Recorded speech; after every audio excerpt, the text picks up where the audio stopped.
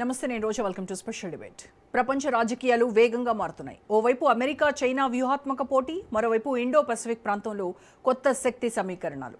ఇలాంటి సమయంలో ప్రధానమంత్రి Narendra Modi Indonesia, Australia, New Zealand పర్యటన చేపట్టడం కేవలం దౌత్య పర్యటన కాదు, ఇది భారత్ భవిష్యత్ జియోపొలిటికల్ బ్లూ ప్రింట్గా విశ్లేషకులు చూస్తున్నారు.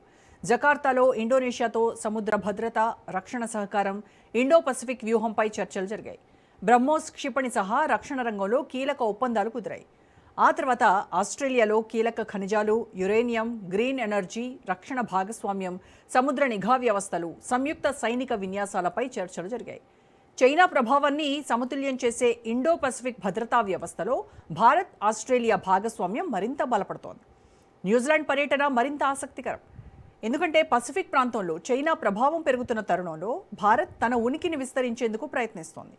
పసిఫిక్ ఇక దూర ప్రాంతం కాదు, భారత్ భవిష్యత్తు వ్యూహంలో కీలక కేంద్రంగా మారుతోంది.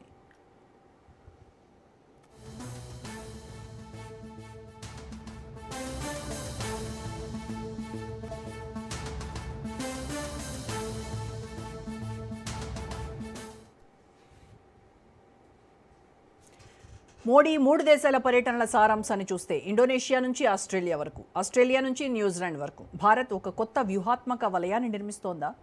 ఇండో పసిఫిక్లో చైనా ఆధిపత్యానికి చెక్ పెట్టే కూటములకు భారత్ నాయకత్వం వహిస్తోందా? 2047 వికసిత భారత్ లక్ష్యానికి అవసరమైన కీలక ఖనిజాలు, సముద్ర మార్గాలు, సరఫరా గొలుసులను భద్రపరిచే మిషన్ ఇదేనా? ఈ 3 దేశాల పర్యటన కేవలం విదేశీ టూర్ మాత్రమే కాదు, 21వ శతాబ్దంలో భారత్ ప్రపంచ శక్తిగా ఎదగాలనే వ్యూహానికి నాంది కాబోతోందా?